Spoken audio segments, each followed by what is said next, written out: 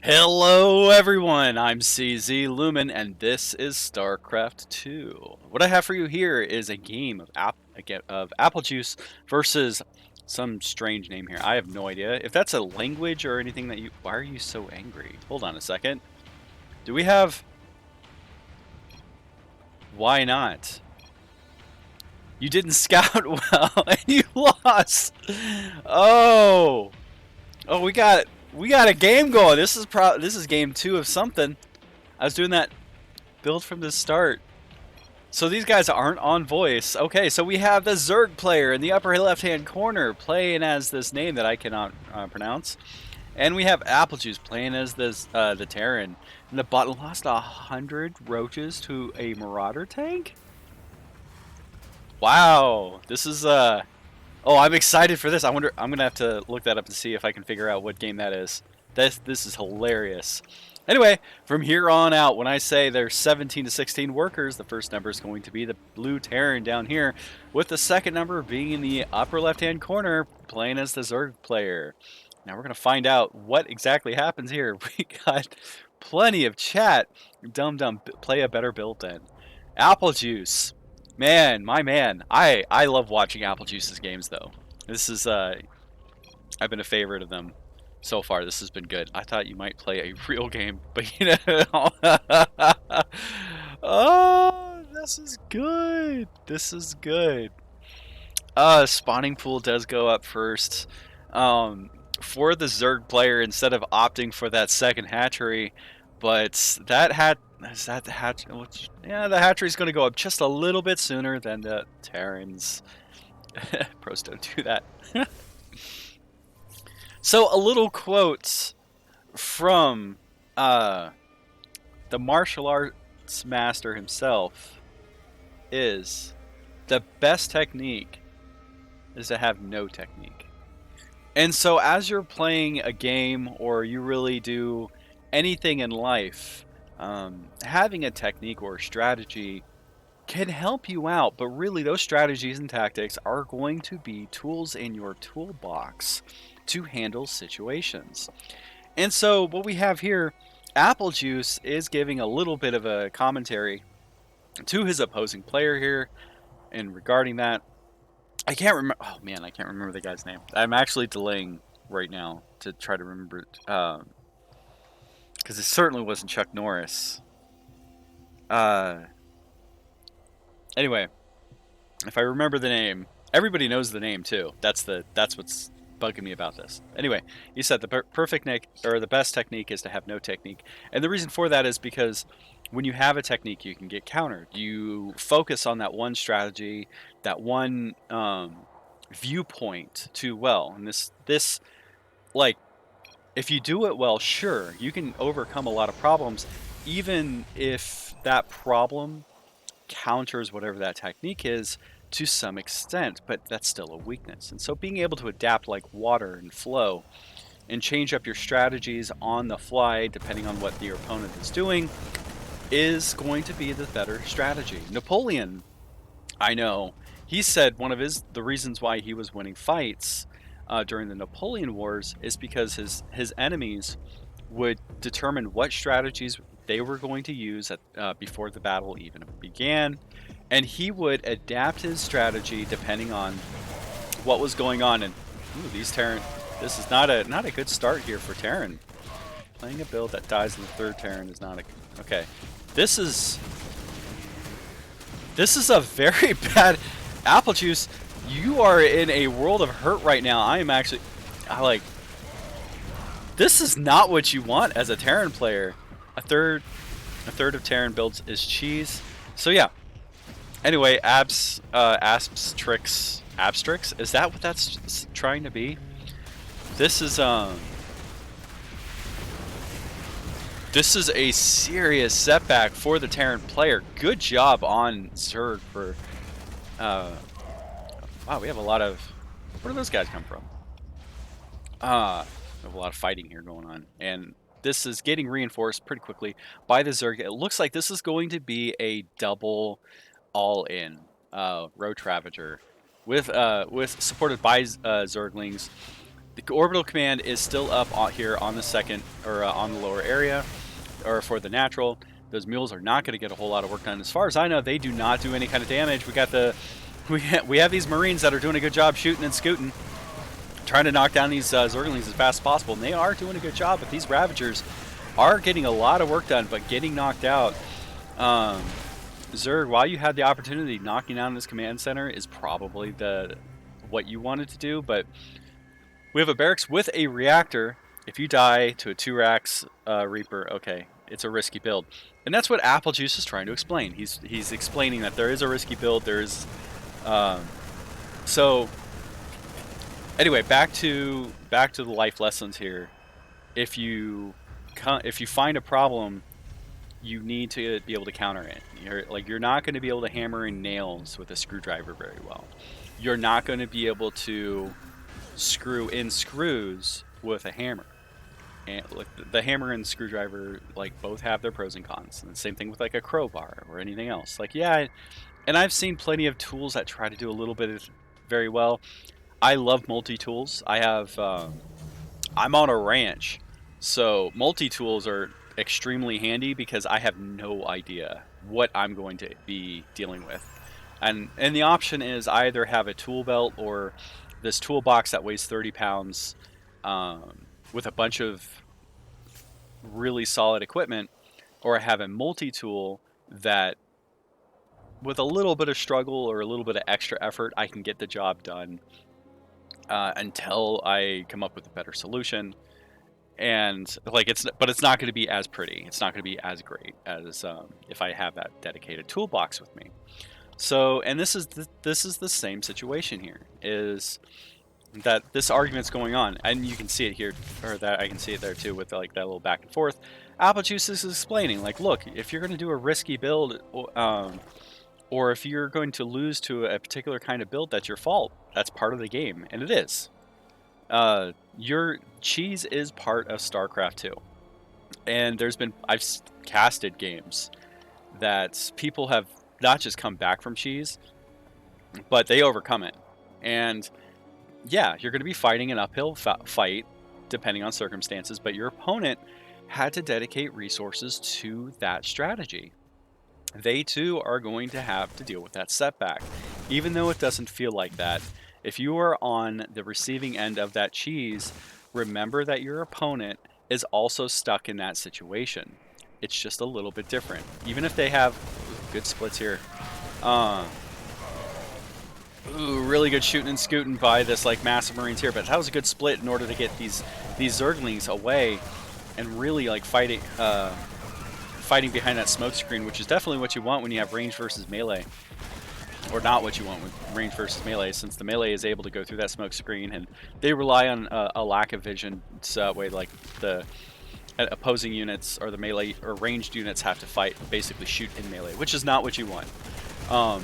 So now we have really just pumping out a lot of Marines is what Applejuice is doing now. Marines are a really good multi-unit. They can attack everything, but they don't.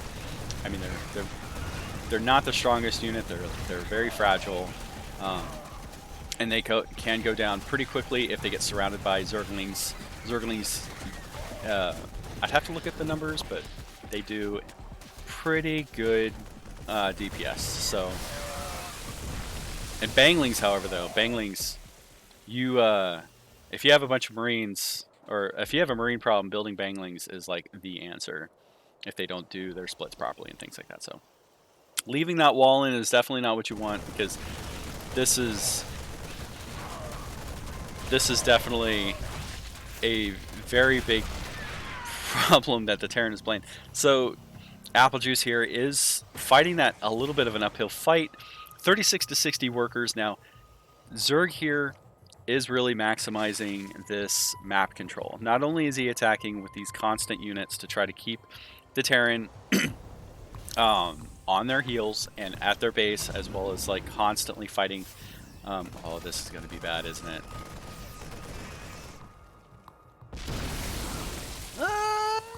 Oh, it's so close. Wow, 28 to 62 workers.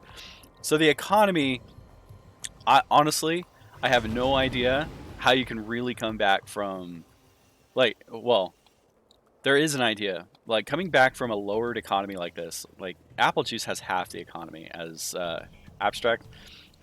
Um, and here we go. Zerg is doing just a fantastic job spreading out as much as possible, building up those upgrades to make those units even more durable. We have multiple bases going up. So this is definitely in Zerg's hands. Zerg has every advantage going for them right now.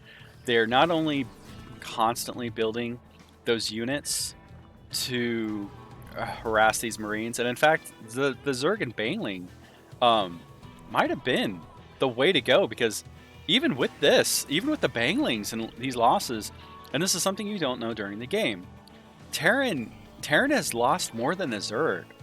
Not only is the Zerg ahead in economy, oh man, if Terran actually pulls it out of a hat in this is going to be like one of my favorite games. But right now, the only way to really come back from being behind in the economy is building a very solid force of countering your opponent. So if your opponent is building just nothing but one thing, and they are constantly hitting you with that, and they are ahead in the economy, and they are basically dumping as many resources as they can.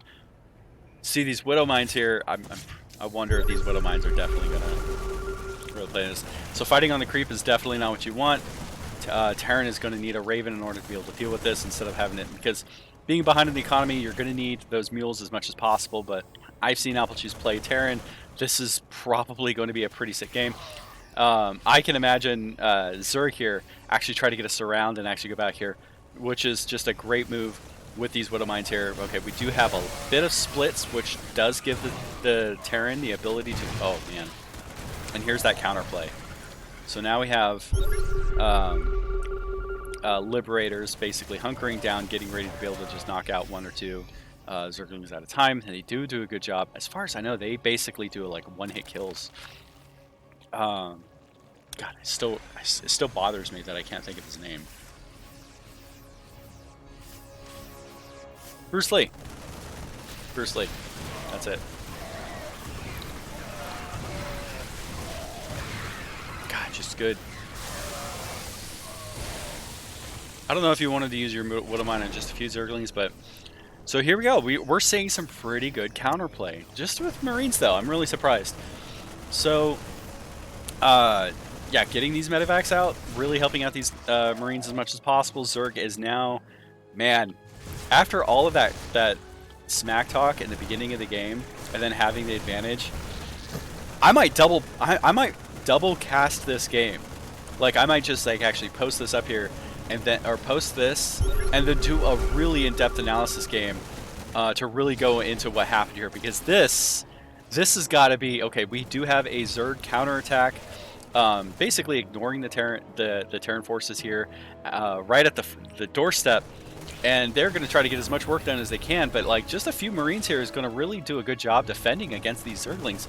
Bad wall off is definitely is not what you want, though. If you're trying to defend against this, oh, we have a couple Widow Mines that do help here. Terran is still behind. We had like 30 to 63 workers. Zerg is in the lead. What happened to the army over here? Did it get annihilated, or is it coming back? Okay, the army does get recalled. That is the advantage of attacking your opponent, is that it causes them, or it gets them to basically get on their heels and move their units back. So this is, we have Zerglings and Banglings here getting thrown into the mix here with Hydralisks. Hydralisks are a really good unit. They are able to, they're basically just better Marines, but they cost gas. So you got to be careful with that. This is, I don't know if this is necessarily a great counter to Marines, but hey, there you go. I believe Roaches would be what you would want against Marines, because Roaches do, I believe, bonus damage to light units, and Terran, or these Marines do count as light units. So this is, oh God, what a match. What an incredible match this is. I freaking love Apple Juice here. This is... Yeah, Terran has evened it up pretty well in terms of losses. In fact, actually, Zerg has had more losses here than Zerg. Like, Terran is pulling a rabbit out of a hat. This is incredible. Absolutely freaking incredible. Okay, so we got a couple Marines just marching across the map here. Where did everybody go? Zerg is responding to here. Burrow has been researched. I was wondering if like a Bangling would burst just for the one Marine. Not necessarily the best trade that you can get, but so now in fighting against this Hydralisk, Zergling, Bangling, you're going to need, or Terran is definitely going to need some sort of counter, such as Marauders, to be able to kind of tank those Hydralisks just a little bit better. But I mean, Marines get a lot of work done. They are the bread and butter unit. Although I wouldn't mind seeing some like fire bats in here, but I mean, apple juice is phenomenal, far better than that. Just fighting this with 24 to, look at this. The army supply is 50 to 52. Absolutely astounding to me. Like this shouldn't be happening. 24 to 71 workers. Zerg is in the lead in every sense of the word. And this Terran is still, God, this is just incredible. Yeah, not what you want here. More Zerglings are coming in. Yeah, you definitely need to bring that supply depot up as fast as possible. And if Apple Juice is not cranking out as many SCVs as possible. So this is, okay, it looks like Apple Juice is going to lose this game. I cannot fathom how Apple Juice, yep, there it is. GG has been called. Apple Juice does tap out. Great game by the Zerg player, but still, that fighting back, just like pay attention to, sorry, I'm drinking my coffee here. That was just a really good play by the Zerg player, building up those forces and keeping up that harassment is definitely what helped out there. Not letting the Terran build back up, and just constantly putting that pressure on. Hydralisks or anything, just constantly battering down that wall without actually engaging might have been a little bit better of a tactic, as well as keeping units and auxiliary on the expansions to make sure that, because had the Terran been able to expand without harassment, Apple Juice would have really just wrecked this. Like, God, that's just amazing. This is, and again, smart play by the Zerg. 2-2 is up, has been updated or upgraded with 3-3 on the way. Exactly what you want to do is, and really push that advantage. So, God, that was such a good game. Hopefully life lessons learned.